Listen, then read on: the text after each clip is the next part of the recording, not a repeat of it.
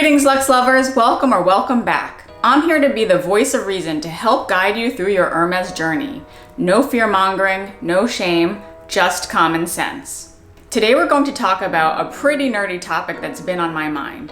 And while it's a bit extreme to pretend that Birkins are actually growing on trees, what I'm really trying to explore is, what if Hermes quota bags like Birkins and Kelly's were just readily available? What if you could just go into a store and buy one? What if there was no quota system? And how would our shopping behaviors change? And you might ask me, what's the point? This is never going to happen. And while I agree that yes, this will probably never happen and that Hermes isn't going to magically change their sales strategies, I do think it's worth talking this through as fiction because it just might help us understand our own purchasing motivations and to help us decide, for example, if we should start an Hermes journey in the boutique or if we should go the pre-loved route. And if we do choose to go down the route of the Hermes journey, that we do it with intentionality and with our eyes wide open. So let's talk about how we would even test this out. There is actually a way we can observe this phenomenon or come up with a close approximation. There's a concept called a natural experiment, and that's where an event or situation can put people into two different groups. And while these are mostly just observational studies, like policy law differences between one town or another, or the results from natural disasters, it does give us a chance to observe what happens in these two different groups. And I'd like to just put in a disclaimer that these types of studies are just observational. They do not claim to determine cause and effect. And also that this video is just for entertainment purposes only. We're just having fun nerding out. But going back to our topic, while you currently just can't walk into an Hermes store and pluck a Birkin off the shelf, there is a naturally occurring scenario where we can observe how luxury lovers behave and purchase when one, they're working on their Hermes journey, working for that next quota bag, versus when the stress and anxiety of getting your next quota bag is removed because they just know they're gonna get one. Any guesses on who falls into this second group? Well, that to me is people who've been ordered a special order bag. So let's unpack this together. I'm going to make an assumption that the majority of folks who are offered a special order will choose to create a quota bag. Now, from a mindset perspective, they should then be shifted from a mindset of scarcity to a mindset of satisfaction and comfort knowing that a quota bag is on the way. Now, I'm sure there will be some folks who, despite having put in an order, will be still sniffing around for a quota bag, but I'll assume that most people just sit back, relax, and wait for that call. And it just so happens that if you've seen my video on the topic, I was invited to create a special order earlier this year. So I just wanted to share some changes that I've observed in my own luxury shopping behavior that I thought were interesting and actually quite telling. First, I noticed that I did start shopping other brands. For example, I'll link the video above, but I bought a Fendi bag for the first time and I had never bought from that brand ever. I also bought a pricey piece of Chanel ready-to-wear, which I'll be unboxing soon. And honestly, between those two, that would have been almost $6,000 of pre-spend that I would have had working for me towards another quota bag. But instead, I just chose to spend that money elsewhere. Second, I actually did branch out geographically, as seen in my recent Hermes video about starting over. It's like I found a newfound freedom and I was able to get my head out of the fog of the hamster wheel. I was able to look around and say, hey, I don't want to travel 2 hours to the boutique I've always shopped in.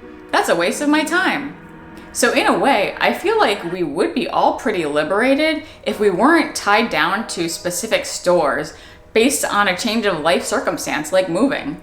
And third, I actually found that I kept on purchasing from Hermes. One viewer on my special order video did astutely ask, hey, are you gonna keep on spending with Hermes even though your special order is coming? And I thought that was a great point. If I know I'm going to get a bag, is it a moot point to keep spending until I get it? Well, actually I found that I did keep spending. And some might say that that spend is actually wasted and that I should apply it to Hermes after I get my special order when I can start the clock again for another quota bag. But I did keep spending. However, I found that a lot of it was actually online purchasing. And these were things like multiple mugs, beauty items, shoes. And this could just be a result from years of psychological conditioning that Hermes has ingrained into our brains to really convert us into holistic brand lovers. But it totally worked, and I'm buying things from all of their other categories online without getting any credit.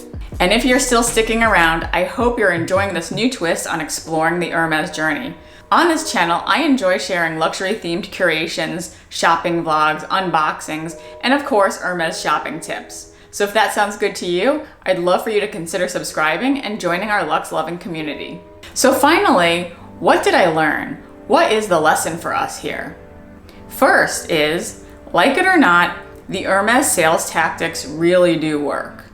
And this is seen in the recent financial report where Hermès shared that they're having a really good year so far. Obviously, the last thing that Hermès wants for us to do is to shop different brands. So if you're indeed undertaking an Hermès journey or thinking about it, I just want you to recognize it for what it is and to be at peace with your deliberate decision to participate. My second learning is that maybe buying pre-loved is the way to go to get out of the rat race. I want you to look into your own intentions. Are you purchasing because you truly want that beautiful quota bag and you holistically love the brand? Or are you purchasing because you want validation of your own self-worth from some public company? After digging deep and looking within, I want you to feel no shame about going the pre-loved route if that's the right decision for you. It ultimately might be the best for your lifestyle, your checkbook, and your sanity. And I had to dig deep within myself as well and think, what am I going to do once I get my special order? In theory, the clock resets.